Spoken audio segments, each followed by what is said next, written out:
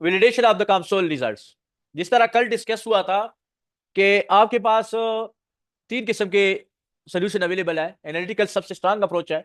Experimental अच्छा है लेकिन उसमें कास्ट वगैरह उसके अपनी लिमिटेशन है, क्रॉस वैलिडेशन करना पड़ेगा।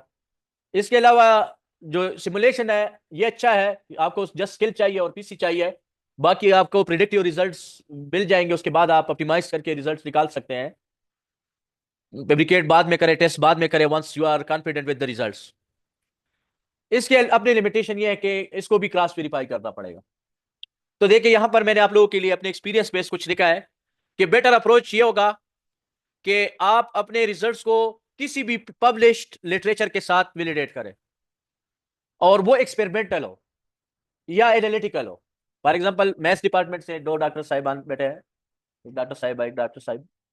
इनसे आप पूछे, इसने एनालिटिकली कोई क्वेश्चन सॉल्व किया, और सिंपल ज्योमेट्री के लिए तो एनालिटिकल अप्रोच अवेलेबल है, आप वही सिमुलेशन में कर लें। जब आपके रिजल्ट उस इक्वेशन के साथ या उस प्रॉब्लम के साथ मैच हो जाए तो इसका मतलब यह कि योर मॉडल इज ऑथेंटिक। उसके बाद आप कंप्लेक्स ज्योमेट्री बनाएं जिसके लिए सोल्यूशन अवेलेबल नहीं होगा, और उसी पे सेम मॉडल अप्लाई करें, तो तब भी आपका मॉडल के रिजल्ट वेरीफाइड है। That is basically called validation. तो बेस्ट ऑप्शन ये होगा कि आपके पास कोई एनालिटिकल वर्क है, फॉर्मुलेशन से कोई रिजल्ट आया है, और आप उसके साथ करें। लेकिन जिस तरह मैंने मेंशन किया कि हर दफा जरूरी नहीं होगा कि आपके पास एनालिटिकल सोल्यूशन हो, तो आप एक्सपेरिमेंटल के साथ भी कर सकते हैं, आप सिमुलेशन के साथ भी कर सकते हैं। जिस तरह मैंने जो रिजल्ट शो किए तो हमने सिमुलेशन को सिमुलेशन अगेंस्ट वेरीफाई किए। अब वैलिडेशन हमारे पास दो किस्म के होंगे। The one is called quantitative validation and the second is called quantitative. Quantitative क्या होगा कि उसमें कोई लाइन प्लॉट पब्लिश पेपर में है, आप उसके साथ कंपेयर कंपेयर करें, और अगर परसेंटेज एरर 5% से कम है तो इसका मतलब ये कि आपका काम या आपका मॉडल ठीक है।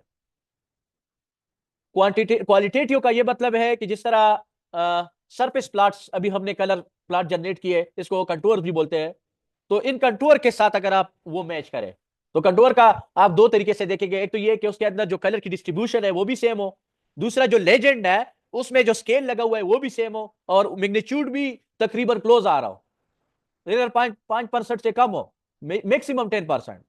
तो इसमें एक चीज हमने ये नोट किया है कि अगर आप सिमुलेशन को सिमुलेशन के अगेंस्ट वैलिडेट करोगे तो there are chances of increasing error, क्योंकि उसमें ऑलरेडी असम्पशन हो चुके हैं, उसमें ट्रांकेशन एरर ऑलरेडी है, और अगर आपके मजीद कोई एरर आएगा तो एरर ज्यादा बढ़ेगा। दैट इज वाई कभी कभार रिव्यूअर्स का इसके ऊपर ऑब्जेक्शन आता है।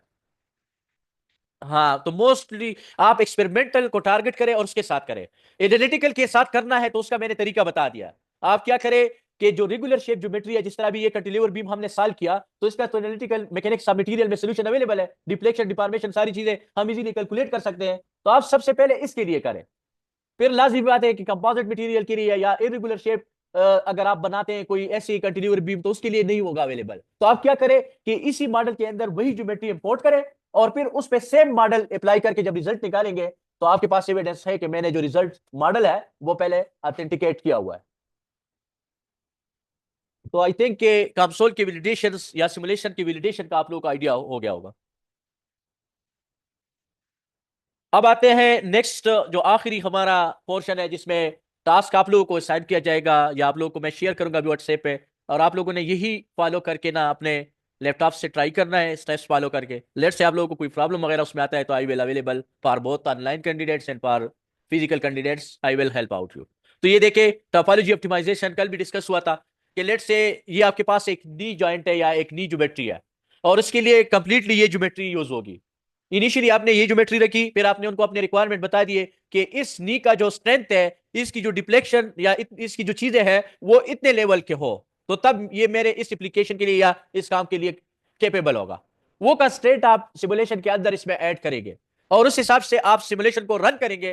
तो रनिंग के बाद आप देख सकते हो कि वो उस ज्योमेट्री को इस ज्योमेट्री में कन्वर्ट कर देगा, खुद आपको बता देगा कि जो बीच में मटेरियल उसने रिमूव किया, इस मटेरियल को ऐड करने की जरूरत नहीं है। और नीचे सिमुलेशन में भी आप देख सकते हो। तो इससे क्या होगा, इतना मटेरियल जब इससे रिमूव होगा तो आपका बहुत ज्यादा कास्ट बच जाएगा। तो पहला केस ये है, इसके नीचे मैंने लिंक गिवन किया है, और इस लिंक पे इसका सॉल्ट कंसोल फाइल भी अवेलेबल है, इसका स्टेप बाय स्टेप ट्यूटोरियल भी अवेलेबल है पीडीएफ फॉर्म में। तो आई विल रिकमेंड कि आप लोग स्पेशली जो न्यू यूजर्स है वो उस पीडीएफ फाइल को फॉलो करके इसको सिमुलेट करने की कोशिश करें। और once you do the simulation, you have the standard solution, you can easily compare कि मैं कहां कहां पर मिस्टेक कर रहा हूं। और उसमें अभी जो मैंने आप लोगों को चीजें बताए हैं अपने एक्सपीरियंस बेस, और जो मैंने समझाए हैं, पढ़ाए हैं, जो मैंने आप लोगों को करवाए हैं स्टेप्स, उससे ज्यादा स्टेप्स वहां पर आप लोगों को मिलेंगे, डिटेल स्टेप्स। तो पहला केस ये है। दूसरा केस ये वाला है कि ये एक बल्ब है जिसमें जो है ना प्री कन्वेक्शन हो रही है, और कंडक्शन, रेडिएशन, ये सारी चीजें आप लोग पढ़ चुके हैं, हीट ट्रांसफर से रिलेटेड ये केस है। और ये जो है ना प्री कन्वेक्शन जो बल्ब में हो रहा है, इसको सिमुलेट किया हुआ है और 2D एक्सिस सिमेट्री वाला कंसेप्ट यूज किया है। तो इसमें ज्योमेट्री आप लोगों को डायरेक्ट प्रोवाइड की जाएगी, because you people are not capable at this stage कि ये ज्योमेट्री आप लोग बनाए, थोड़ा सा मुश्किल है। और वो ज्योमेट्री आप डायरेक्ट इंपोर्ट करेंगे, इंपोर्ट करने के बाद वही स्टेप फॉलो करके यही रिजल्ट्स आप लोगों के सामने आएंगे इंशाल्लाह। ठीक है, तो ये दूसरा केस है, इसका थोड़ा सा ज्यादा डिटेल यहाँ गिवन है। पहले वाले का भी डिटेल है, लेकिन मैंने एक एक का डिटेल डाल दिया है। इंट्रोडक्शन में ये बता रहे हैं कि ये क्या चीज है, ग्लास से, अर्गान फिलामेंट, ये इन सारे से जो है ना बल्ब बना होता है। फिर आगे जो है ना उसकी डिफिनीशन वगैरह, कौन सा फिजिक्स इस पे यूज होगा, और कौन सी बाउंड्री कंडीशन लगेगी, रिजल्ट क्या आएगा, ये सारी चीजें इसमें समराइज है। फिर आगे डिटेल्ड स्टेप्स भी बताए गए हैं। ये देखें, पहले इसने ज्योमेट्री बनाई, फिर उसके बाद जो है ना ये देख सकते हो फिजिक्स अप्लाई किया, फिर उसके बाद जो है ना टाइम डिपेंडेंट सेलेक्ट किया, फिर ये एक्सेस ज्योमेट्री पे आ गए, फिर यहां पर इसने इंपोर्ट किया तो उस एक्सेस के साथ ये ज्योमेट्री आ गई। वंस जब ज्योमेट्री आ गई तो दो मटेरियल प्रॉपर्टीज आप देख सकते हैं रेड में शो रहे हैं, वो ये डिफाइन करेगा, और आगे इस तरह प्रोसीड करेगा, वही स्टेप जो हम कर चुके हैं, प्रोसीड कर करके एट द एंड आपके पास ये रिजल्ट अचीव होगा। तो दीज आर टू टास्क, ये मैं व्हाट्सएप पे शेयर कर रहा हूँ, और इस पे आप लोग काइंडली प्रैक्टिस करें, जितना भी आप लोग से बन बन गया, it will be beneficial for you.